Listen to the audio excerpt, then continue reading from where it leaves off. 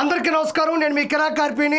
వల్లభ నా వల్లభ కొంచెం మెల్లగా ఎదగిల్లవా, వల్లభ నిజ వల్లభ నా కంటికే వరమీయవా. ఈ పాట ఎందుకు పాడాను అంటే అందులో ఒక వ్యక్తి పేరుంది, వల్లభ. ఈ పాటలో ఈ పిక్కి ఒక రిలేషన్షిప్ ఉంది.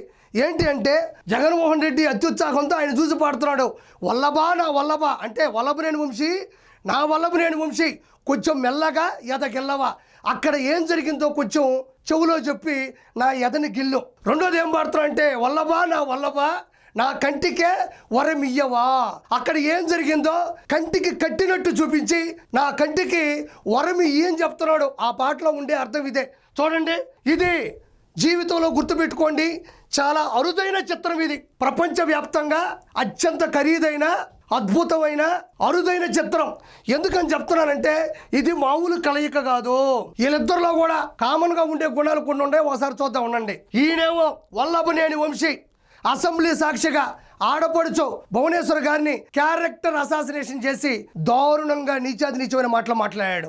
ఈయన తక్కువ తిన్నాడా? ఈయనకన్నా ఎక్కువ తిన్నాడు ఇతను. సొంత చెల్లిని పసుపు చీర కట్టుకుందని సొంత వర్గం చేత క్యారెక్టర్ అసాసినేషన్ చేయించాడు. అదేవిధంగా సొంత తల్లిని కూడా డబ్బు మీద మోజుతో కేసులు పెట్టించాడు, అవమానించాడు.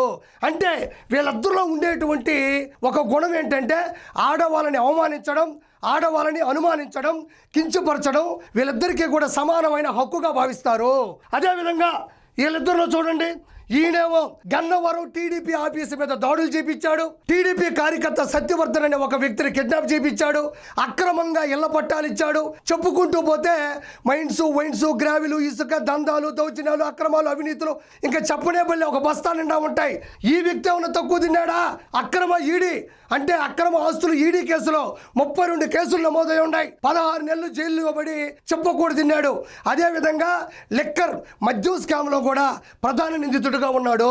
వీళ్ళిద్దరిలో గమనించారు కదా, ఇద్దరిలో ఆడవాళ్ళ గురించి మాట్లాడే విధానం కావచ్చు, అక్రమాల గురించి కావచ్చు, ఇద్దరిలో కూడా కామన్గా ఉండేటువంటి అవలక్షణాలు. కానీ ఇది అత్యంత అరుదైన చిత్రం అని చెప్పాను. ఎందుకు అంటే ఒకసారి చూద్దాం. నేను కాదు, వైఎస్ఆర్సీపీలు దీన్ని అరుదైన చిత్రంగా భావిస్తున్నారు. ఒకసారి చూద్దాం. ఇలా చూడండి, 138 రోజులు రిమాండ్ ఖైదీగా ఉండి నిన్ననే రిలీజ్ అయినాడు. వచ్చి రాగానే ఈయన ఆనందం చూడండి, ఎలా కలిశారో చూడండి ఒకసారి.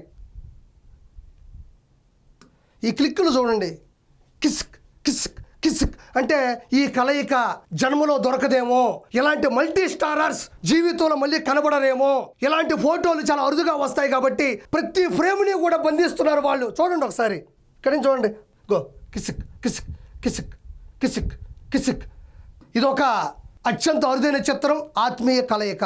వీళ్ళిద్దరూ కూడా మీకు నేను ఇంతకుముందే చెప్పా, వీళ్ళు ఎలాంటి లక్షణాలు కలిగి ఉండవాళ్ళని. కాబట్టి పలు కేసుల మీద లోపల నుంచి వచ్చినటువంటి నిందితుడిని డైరెక్ట్గా ఇంటికి పిలిపించుకొని ఆయన ఆఫీసు రూమ్లో కూడా కలవడం జరిగింది.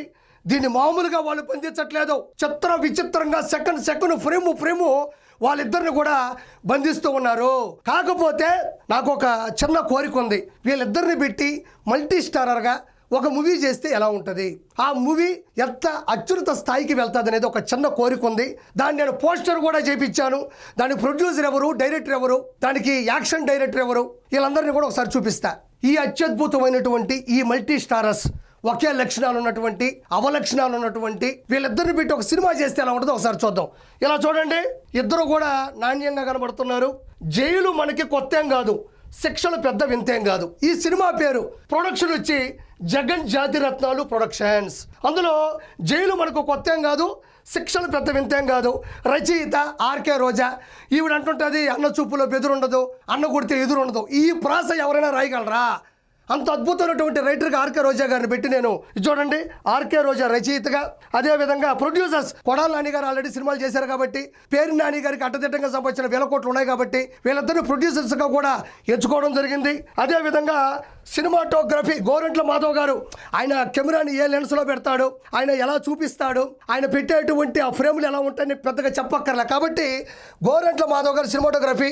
అదేవిధంగా యాక్షన్ నందిగామ సురేష్, ఈయన గడ్డివాములు తగలబెడతాడు, అమరావతి కోసం పోరాడే వీర మహిళల కడుపు మీద షూలతో దండిస్తాడు, ఇతను చేసిన దాడులు అంతా ఇంత కాదు, ఏ భవనం కనబడ్డా కూల్చివేస్తాడు. కాబట్టి ఈ యాక్షన్స్ అంతా కూడా చాలా అద్భుతంగా తెరకెక్కిస్తాడు. కాబట్టి అతన్ని యాక్షన్ డైరెక్టర్గా పెట్టడం జరిగింది. వీటన్నిటికన్నా కూడా గొప్ప విషయం ఏంటంటే చూడండి, డైరెక్టర్ అంబటి రాంబాబు ప్రతిరోజు మైకు ముందు 24 hours 365 days అన్ని యాంగిల్స్లో కూడా కెమెరా పెట్టుకొని కెమెరా రోలింగ్ యాక్షన్ అని చెప్తూ ఉంటాడు. కాబట్టి ఇంకోటి వీళ్ళిద్దరి గురించి తెలిసినటువంటి అనుసంధానకర్త కాబట్టి అతను కూడా డైరెక్టర్గా పెట్టి జైలు మనకి కొత్త ఏం కాదు, శిక్షలు పెద్ద వింతేం కదని సినిమా కూడా రానున్న రోజుల్లో రాబోతుందని నేను తెలియజేసుకుంటున్నాను.